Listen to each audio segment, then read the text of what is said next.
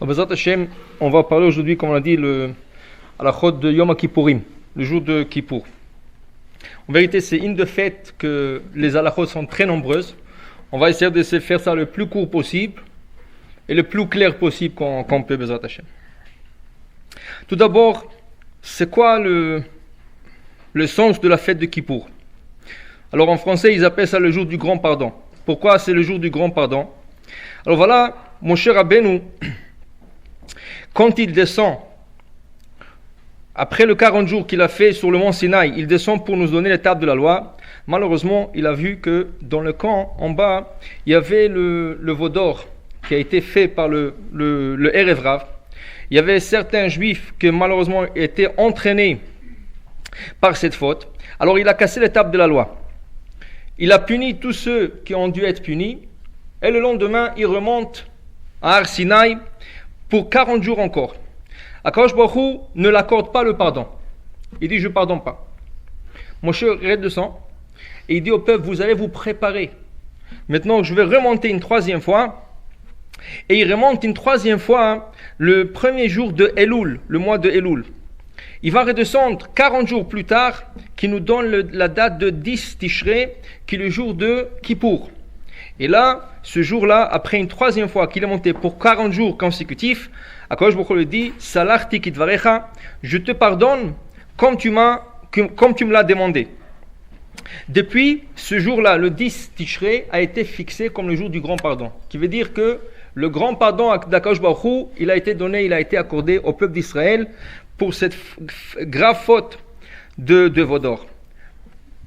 La Torah l'a instauré comme un jour de jeûne parce qu'on sait que la meilleure façon d'expier sa faute, c'est en faisant un jeûne. Pourquoi? Parce que quand tu jeûnes, tu es faible, tu perds un peu de ton sang, tu perds un peu de ton poids. Mais là, quand tu es faible, c'est là que tu réalises tes fautes que tu as faites et c'est là que tu as plus de possibilités et accès de revenir vers Akadosh Baruch Hu. C'est sûr que aujourd'hui, c'est pas la manière de faire. Quelqu'un qui veut faire tchouva, quelqu'un qui dit j'ai fait beaucoup de fautes, j'ai envie de revenir, c'est pas le jeûne qu'il faut faire. Le décisionnaire et le grand rabbin, il conseille plutôt d'ajouter des cours de Torah, d'étudier plus de Torah. Ça, ce serait une manière d'expier ses fautes. Jeûner, ça affaiblit. Et quand tu es faible, tu n'arrives pas à étudier assez. Et quand tu n'arrives pas à étudier assez, tu n'arrives pas à travailler non plus. Alors dans ce cas, jeûner, c'est sûr, c'est pas la manière de faire teshuva, mais de temps en temps, il serait bien de jeûner pour ses fautes, mais quand la Torah le dit et le recommande, là on n'a pas le choix que de respecter ce qu'écrit la Torah. Alors la Torah a fixé le jour de 10 Tishrei comme la journée du grand pardon et la journée du jeûne public pour tout l'âme Israël. Maintenant, le jour qui vient juste avant Kippour sont les jours de ce qu'on appelle Aseret Yemei Teshuvah, le 10 jours de pénitence. C'est des jours qui viennent entre Rosh Hashanah et Kippour. Ça veut dire que depuis Rosh Hashanah jusqu'à Kippour, nous avons 10 jours. Alors entre le 2, Rosh Hashanah c'est 2 jours, Kippour c'est 1 jour. De 10, j'enlève 3, il me reste 7 jours. Une semaine exactement entre Rosh Hashanah et Kippour. Le Harizal, il disait que cette semaine a été donnée comme une chance à tout le monde de réparer leurs actions de l'année précédente. Tout ce qu'on aurait pu faire du mal l'année précédente est réparable durant une semaine. Entre Rosh Hashanah et Kippour. Veut dire, si après, on va dire, Rosh Hashanah, il tombe samedi, dimanche, alors le lendemain de Rosh Hashanah, c'est un lundi. Lundi, tout ce qu'on fera lundi, on arrivera à réparer par nos bonnes actions tout ce qu'on aurait pu faire 52 lundis de l'année précédente. Dans une année normale, il y a 52 semaines. Alors, dans le lundi qui poursuit le Rosh Hashanah, on peut réparer tous les 52 lundis de l'année passée. Le mardi va réparer tout le mardi de l'année passée. Mercredi, jeudi, vendredi. Vendredi, Shabbat, ça va être le Shabbat Agadol. Et Shabbat Tchouva. C'est le Shabbat qui est dédié à la Tchouva. Et le Harizal dit que ce Shabbat-là, il faut s'efforcer et essayer de faire le maximum pour l'observer comme il faut.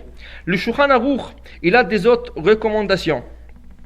Par exemple, il dit que durant le 10 jours de pénitence, une personne doit essayer de manger ce qu'on appelle pâte Israël.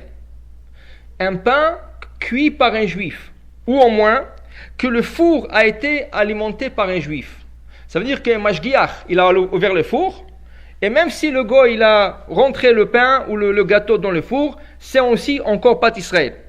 Mais pour ce qui concerne les aliments, qui veut dire la cuisson, une soupe, une marmite du manger, des boulettes, du poulet, tout ce qui en suit. Alors il y a deux opinions, l'opinion séfarade et l'opinion ashkénaze. Pour les ashkénazes, une fois qu'un mashgiach ou un juif a ouvert le four, même si un non-juif a mis la marmite sur le feu, il est appelé Bichoul Israël, ceci est appelé comme une cuisson qui a été faite par un juif. Mais selon le Shulchan Aruch, l'opinion séfarade, il est un peu plus strict. Et il dit que dans la cuisson, pas dans le pain, dans la cuisson, il faut absolument qu'un juif allume le four et en plus de ça, le juif participe à la cuisson. Alors ça peut être en mettant la marmite sur le feu, ça peut être, même si le non-juif il a posé la marmite sur le feu, la personne elle remue la marmite, et ça c'est des choses qu'il faut essayer de faire attention, au moins les 2 jours de pénitence. C'est sur les prières, la tsniout, le shabbat, tout le kasher, tout il doit être pris en considération durant le temps de la teshuva. Donc une autre chose de teshuva qui nous a été instaurée par nos sages, c'est de chercher de se faire expier. En hébreu, le mot expiation veut dire kapara. Et c'est de là qui vient le mot kaparot. Kaparot, ça veut dire des expiations que nous faisons juste avant Kippour. Qu'est-ce que c'est kaparot exactement? Alors, on va remonter au temps du Talmud, il y a 2500 ans. Qu'est-ce qu'il faisait entre Rosh Hashanah et Kippour comme kapara?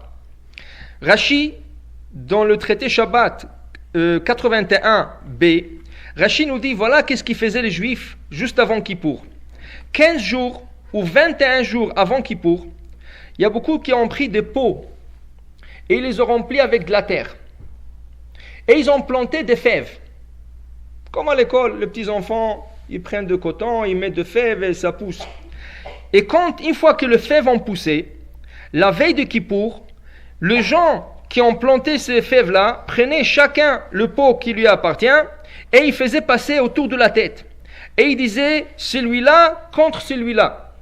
Celui-là sera une expiation pour celui-là. Et ensuite, ils prenaient tout le pot et le jetaient dans un fleuve. Rashi nous dit déjà que la kapara, il y a 2000 ans, 2 ou 3000 ans, ne se faisait pas avec des poulets. C'est sûr, pas avec des autres animaux. Ça se faisait avec des pots de plantes, carrément des plantes de fèves. On plantait des fèves et on faisait passer par la tête. Donc, on va retenir cela. Et on va passer ce qu'il dit Shulchan Aruch, le Rav Yosef Karo. Le Rav Yosef Karo, il dit dans Shulchan Aruch que pour lui, l'habitude que les gens ont pris de faire les kaparot n'est pas bien et il faut essayer de toute force de l'arrêter. Car ceci est une coutume de non-juifs et ça ne vient pas de la communauté juive. Pour le Shulchan Aruch, pour lui, le kapara, il faut abolir cette coutume parce que ce n'est pas une coutume juive, ça a été pris de non-juifs qui cherchaient à s'expier à leurs idoles ou n'importe quel autre type d'idolâtrie et il faut l'arrêter. La belle famille du Shulchan Aruch, le Harizal disait non, au contraire, c'est une coutume qui a des bases fortes et selon le Sod, qui est le mystique, il faut au contraire s'efforcer de chercher, se faire expier par un poulet. Ça veut dire en faisant la kapara. Alors on va expliquer c'est quoi le sens de la kapara. Qu'est-ce que c'est kapara exactement? Qu'est-ce qu'on fait exactement? Alors voilà, le Harizal nous dit, on prend un poulet.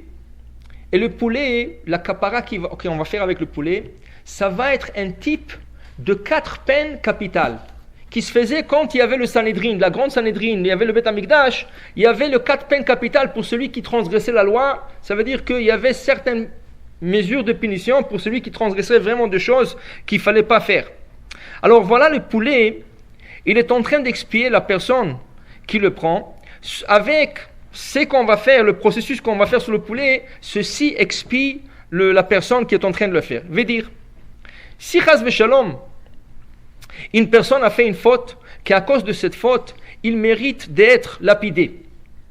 C'est quoi la lapidation? On mettait quelqu'un sur une rampe, à peu près 10 mètres d'eau, et on le jetait. Alors le poulet, on le prend, et on le tourne autour de la tête. Une fois qu'on a terminé, symboliquement, on ne le crache pas par terre, on le jette par terre. Doucement pour qu'il ne s'écogne pas la tête. Parce que s'il s'écogne la tête, il n'est plus cachère. Alors, pas de loin, on le jette par terre, on le laisse tomber par terre, et après on le ramasse pour une deuxième fois pour le donner au shochet. Ceci signifie la lapidation. Ensuite, on va le donner à un shochet. Il va l'égorger. Ceci signifie le hereg. Le hereg, ça veut dire tuer par l'épée, à celui qui méritait. Quand on attrape les poulets par la gorge, c'était un symbole c'est comme l'étranglement, qui est aussi un type de punition. Et à la fin, quand on va déplumer le poulet, ceci est serefa, brûlé, celui qui méritait d'être brûlé. Alors quand on déplume, c'est tellement chaud, ça brûle la peau du poulet. Alors dans ce cas, c'est considéré comme serefa. Voilà, le poulet a passé comme un processus de 4 peines capitales. Alors l'idée est, la personne qui est en train de faire la kapara, s'il aurait mérité une de ces punitions, voilà, le poulet a pris sur lui toute cette punition. Et c'est quoi l'idée? L'idée est comme un sacrifice. Ce n'est pas un sacrifice, c'est comme le sacrifice. L'idée du sacrifice, c'est quoi? Une personne, quand elle vient en temple, elle offre un sacrifice, et elle voit quand on égorge le sacrifice, elle doit penser, normalement c'est elle qui doit être égorgée. Mais Akadosh Baruch Hu, par sa miséricorde, il a donné la chance qu'un animal va être égorgé et la personne va être épargnée. La même chose, le poulet. Le poulet ne prend pas le péché avec lui. Le poulet, tout ce qu'il fait, c'est de nous faire réfléchir que tout ce qui arrive à ce poulet aurait dû peut-être nous arriver. Alors c'est expie un pour l'autre. Et comment on expie? Comme Rachid le dit. Rachid dit qu'on prend la kapara et on la fait passer par-dessus la tête. Alors que ce soit un pot avec une plante ou que ce soit un poulet, il faut absolument le passer par au-dessous de la tête. Alors ça veut dire que la nouvelle coutume, que les gens achètent des poulets, des caparottes qui sont prêts sur un plateau, ça ne vaut rien. Tu achètes un poulet, il est déjà coupé, il est déjà salé, il est déjà prêt à mettre dans la marmite, qu'est-ce que tu vas faire? Tu vas prendre le plateau et te passer sous la tête, ça ne vaut rien. Tu le mets dans la marmite. Alors, c'est bien comme tzedaka, c'est une bonne forme de tzedaka, mais ce n'est pas l'idée de la kapara. La kapara, c'est pour passer quelque chose au-dessous de la tête. Alors maintenant, si on a la chance de le faire avec des poulets, on le fait avec des poulets. On ne va pas le faire avec une plante parce que ce n'est pas la coutume répandue aujourd'hui dans les communautés. Mais on peut le faire avec de l'argent. Qui veut dire, on peut prendre des mouchoirs et aux 4 coins du mouchoir, on peut mettre une somme symbolique. On peut mettre par exemple $1,80. Et on attache chaque coin de ce $1,80, dans chaque coin $1,80, $1,80 qui représente le chai. En valeur numérique, chai c'est 18 ou 1,80. Et là, on prend le mouchoir au milieu et le 4 coins qui suspend avec le $1,80 de chaque coin et on le fait passer par-dessus la tête. Ça, c'est une kapara.